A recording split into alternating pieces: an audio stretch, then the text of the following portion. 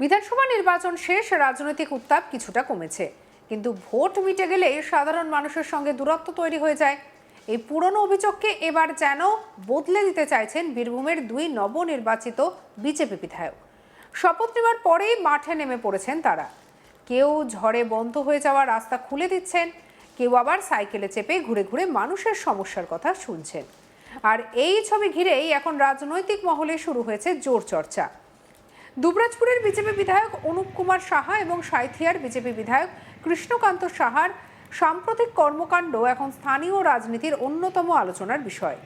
ভোটের আগে সাধারণ মানুষের কাছে যে প্রতিশ্রুতি দেওয়া হয়েছিল, ভোটের পরেও মানুষের পাশে থাকা সেই বার্তাকে তারা বাস্তবে দেখতে চাইছেন বলে দাবি বিজেপি নেতৃত্বের।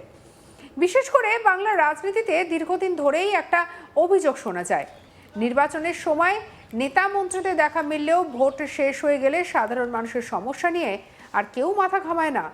কিন্তু এবার সেই ধারণা ভাঙার চেষ্টা করছে বিজেপি। অন্তত বীরভূমের সাম্প্রতিক ঘটনাগুলো সেই ইঙ্গিতই দিচ্ছে। দুবরাজপুরের ঘটনাই ধরা যাক। সদ্য শপথ নিয়ে বিধানসভা থেকে ফিরছিলেন বিজেপি বিধায়ক অনুপ কুমার সাহা। ঠিক সেই সময় ঝড় বৃষ্টিতে বিপর্যস্ত হয়ে পড়ে এলাকার একাধিক রাস্তা। বহু জায়গায় বড় বড় গাছ ভেঙে পড়ে রাস্তার উপরে, ফলে সাধারণ মানুষের যাতায়াত কার্যত বন্ধ হয়ে যায়। গাড়ি আটকে যায়, পথচারীরা সমস্যায় পড়েন, এমনকি জরুরি পরিষেবাও ব্যাহত হওয়ার আশঙ্কা তৈরি হয়। সেই সময় অনেক নেতা হয়তো সরাসরি বাড়ি চলে যেতেন, কিন্তু অনুপ সাহা রাস্তার পরিস্থিতি দেখে গাড়ি থামিয়ে নেমে পড়েন। স্থানীয়দের সঙ্গে কথা বলেন, কোথায় কি সমস্যা হচ্ছে তা খতিয়ে দেখেন, এরপর দ্রুত রাস্তা পরিষ্কারের ব্যবস্থা করার উদ্যোগ নেন। স্থানীয় কর্মীদের কাজে নামতে বলেন। কিছুক্ষণের মধ্যেই রাস্তা থেকে গাছ সরানোর কাজ শুরু হয়। কি বলছেন অনুপ কুমার সাহা, শুনবো। কোথায় কি দেখলেন এবং কি বলবেন? এইমাত্র আমি কলকাতা থেকে মৌরাক্ষী প্যাসেঞ্জার ট্রেনে দুবরাজপুর স্টেশনে নামলাম। নামার সাথে সাথেই দেখলাম যে স্টেশন থেকে বেরিয়ে আসার যে মেন রাস্তা, সেখানে একটি গাছ পড়ে আছে। বিকাল দেখে যে প্রাকৃতিক দুর্যোগ হয়েছে, জল ঝড় বৃষ্টি হয়েছে, তাতে এই গাছটা পড়ে গেছে। আমাকেও একজন এখানকার নাগরিক তিনি ছবি তুলে পাঠিয়েছিলেন। আমি যথাসময়ে জানার পরে রেল কর্তৃপক্ষকে, আসানসোল ডিভিশনে তাদেরকে ওই ছবিটা পাঠিয়েছি, যাতে এই গাছটা সরিয়ে রাস্তাটা সচল করা যায়। এখন বিদ্যুৎ সরবরাহ বন্ধ। বিদ্যুৎ সরবরাহ বন্ধ, এই প্রাকৃতিক দুর্যোগ হয়েছে। আমরাও চাইবো খুব তাড়াতাড়ির মধ্যে যারা ইলেকট্রিক ডিপার্টমেন্টে আছেন তারা সেই কাজটা যত তাড়াতাড়ি সম্ভব সমাধান করবেন। কোথায় কি দেখলেন এবং কি বলবেন? এই নিয়ে আমাদের কালেক্ট শান্তনু হাজরা রিপোর্ট দেখব। ভোট আসে, ভোট যায়। ভোট চাওয়ার পর আর কোনো নেতৃত্বকে দেখা পায় না, এমনই অবিচল ছিল মানুষের মনে। আর সেই ধারণাকে ভেঙে খান খান করলো বিজেপি বিধায়ক। একেবারে বিধানসভা থেকে শটান এসে পৌঁছলেন রাস্তার মাঝখানে। ঝড়ঝাপটায় একেবারে গাছ ভেঙে পড়েছে। অন্যদিকে অন্ধকার আচ্ছন্ন মানুষের একটি ছবি পেয়েই তিনি কিন্তু বিধানসভার থেকে শটান তিনি যখন বাড়ি ঢুকবেন, বাড়ি না ঢুকে তিনি একেবারে অন্ধকার আচ্ছন্ন ময়ূরেশ্বর যে দুবরাজপুর বিধানসভা এলাকা, সেই এলাকায় বিজেপি বিধায়ক অনুপ কুমার সাহা পৌঁছে গেলেন। দেখা গেল যে বীরভূম জেলায় চারিদিকে ঝড়ঝাপটা হয়েছে এবং এই ঝড়ঝাপটার কারণেই দেখা গিয়েছে যে দুবরাজপুর এলাকায় একটি রাস্তা জনগণের যাতায়াতের যে রাস্তা, সেই রাস্তায় কিন্তু গাছ পড়ে রয়েছে। বিদ্যুৎ সংযোগ বিচ্ছিন্ন হয়েছে, অন্ধকার আচ্ছন্ন। তিনি যখন বিধানসভা থেকে স্টেশনে আসেন, স্টেশন থেকে তিনি নেমেই গাড়ি নিয়ে শটান ওখানে পৌঁছে যান।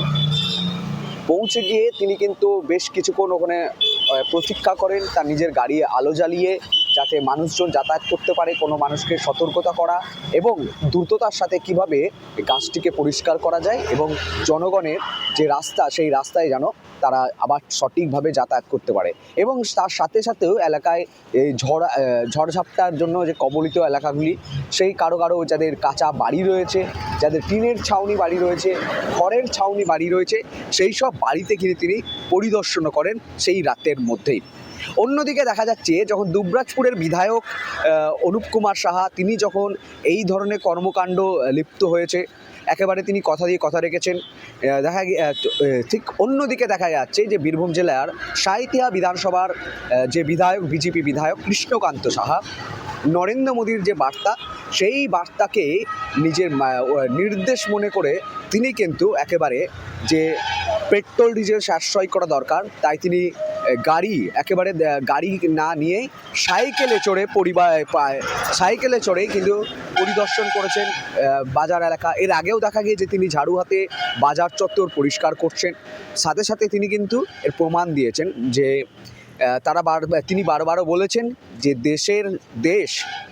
সর্বোপরি দেশের জনতা এবং দেশের জনগণ এবং দেশের প্রধানমন্ত্রী যে নির্দেশ দেন সেটি শুধুমাত্র দেশের জনগণের, জনতার ভালোর জন্য, দেশকে গড়ার জন্য তিনি কিন্তু বার্তা দিয়েছেন। তিনি বলছেন যে দেশের প্রধানমন্ত্রী তার কনভয় যদি কমিয়ে দিতে পারে, অন্য বিজেপি শাসিত অন্যান্য প্রদেশের মুখ্যমন্ত্রীরা তারা যদি গাড়িতে না চড়ে তারা মেট্রোতে চড়তে পারেন, তারা যদি বাইকে করে আসতে পারেন, তাহলে আমি সামান্য ন্যূনতম বিধায়ক কেন আমি সাইকেলে করে এলাকা পরিদর্শন করতে পারি না, এমনটাই তিনি কিন্তু বক্তব্য দিয়েছে। রীতিমতো দুই বিধায়কের কর্মকাণ্ড এখন প্রশংসনীয়। বিজেপি জেলা সভাপতি উদয় শঙ্কর বন্দ্যোপাধ্যায় তিনি বলছেন যে তখন বিজেপি এই জন্যেই ভারতীয় জনতা পার্টিকে মানুষ দুহাত ভরে ভোট দিয়েছেন। বিজেপি বিধায়ক বীরভূম জেলা থেকে যে 6টি বিধায়ক জয়যুক্ত হয়েছে তারা কিন্তু যে কথা দিয়েছে সে কথা রেখেছে। তৃণমূল বারবার বলছে যে 365 দিন তারা কাজে থাকে, তার 365 দিন কাজে থাকতো না, তারা 365 দিন তোলা মানি এবং কাট মানি কীভাবে সংগ্রহ করতে হবে সেই কাজে তারা কিন্তু পরিপূরক থাকতো। রীতিমতো দেখতেই পাচ্ছেন যে ঝড় ঝাপটার দিনে ভোট পার তো হয়েই গেছে, কিন্তু দুবরাজপুরের বিধায়ক অনুপ কুমার সাহা জনগণের জন্য তিনি দ্বিতীয়বার নির্বাচিত হয়েছেন। এই কারণেই কিন্তু যখন তৃণমূলের ভরা বাজার, যখন তৃণমূলের তরফ থেকে রীতিমতোভাবে দেখা গিয়েছে যে সন্ত্রাস হানাহানি, সেই 2021 সেই 2021-এও অনুপ কুমার সাহা কিন্তু জয়যুক্ত হয়েছে বীরভূমের দুবরাজপুর বিধানসভা সিট থেকে। এমনকি এবার কিন্তু যে 6টি আসনের বিধায়করা জয়ী হয়েছে বিজেপির, তারা সকলেই কিন্তু নানানভাবে কাজকর্মের সঙ্গে যুক্ত। আপনারা দেখেই থাকবেন, এটাই নজিরবিহীন ঘটনা যে বিজেপিকে যদি জয়যুক্ত করেছে তো তাদের সেই যে কথা, বিজেপি বিধায়করা যে কথা দিয়েছে সেই কথা রাখছে, এমনটাই কিন্তু স্পষ্ট করেছে বিজেপি জেলা সভাপতি উদয় শঙ্কর বন্দ্যোপাধ্যায়। অন্যদিকে বিজেপির এহেন কর্মকাণ্ডকেও রাজনৈতিক ময়দানেও আনলেও রাজনৈতিক তরফ থেকে কিন্তু যে বিদ্রূপ, কটূক্তি এবং কটাক্ষ আক্রমণ তো থাকবেই, তা একেবারে স্পষ্ট। তবে তৃণমূল কংগ্রেসের তরফ থেকে এ বিষয়ে কোনো প্রতিক্রিয়া মেলেনি। তবে বাম কংগ্রেসের তরফ থেকে প্রতিক্রিয়া আসছে, বলছেন এরা নতুন জয়যুক্ত হয়েছে, এখন লোক দেখানো যে কর্মকাণ্ড করছে, ধীরে ধীরে মানুষ বুঝতে পারবে বিজেপিকে এনে কি যন্ত্রণা সাধারণ আমজনতা পাচ্ছে, এমনটাই বাম কংগ্রেসের বক্তব্য। কিন্তু অন্যদিকে দেখা যাচ্ছে যে রাজনৈতিক ময়দানে এবং আম জনতা সকলেই তারা কিন্তু প্রতিক্রিয়া দিচ্ছে। তারা যে ধরনের বিধায়ক চেয়েছিল সেই ধরনের বিধায়ক তারা কিন্তু পেয়েছে। বিধায়ক মানেই আমজনতার, এবার আমজনতা কিন্তু বাংলার মানুষ, বাংলার বাঙালি সকলে প্রকাশ্যে মুখ খুলছেন এবং তারা কিন্তু স্পষ্টভাবে জানিয়ে দিচ্ছেন যে অনুপ কুমার সাহাকে রাতের অন্ধকারের একটি ছবি পাঠানো হয়েছিল তার মোবাইল হোয়াটসঅ্যাপে, এবং সেই ছবি দেখে তড়িঘড়ি কিন্তু তিনি সেই ঘটনাস্থলে পৌঁছে যান। পৌঁছে গিয়ে কিন্তু তার প্রতিকার করার চেষ্টা করেন এবং অন্যান্য যে জনগণ পথযাত্রী তাদেরকে কিন্তু সতর্ক করেন এবং তিনি বেশক্ষণ দাঁড়িয়ে থেকে কিন্তু মানুষকে সচেতন করেন এবং সাথে সাথে দুবরাজপুরের গ্রামীণ এলাকায় যেখানে কাঁচা বাড়ি রয়েছে, টিনের ছাউনি বাড়ি রয়েছে, সেই বাড়িগুলি কিন্তু পরিদর্শন করে। তা আমরা এই বিধায়ককেই চেয়েছিলাম, তাই আমরা খুব খুশি। আম জনতার এইটাই কিন্তু মন্তব্য উঠে আসছে এই মুহূর্তে। তো এক কথা বলা যেতেই পারে যে ভোটের যে মানুষের যে ধারণা ছিল সেই ধারণাকেই একেবারে খান করছে বিজেপি বিধায়কেরা। ভোট আসে ভোট যায়, বিধায়কদের ভোটে জয়ী হওয়ার পর বিধায়কদের সেভাবে দেখা মেলে না।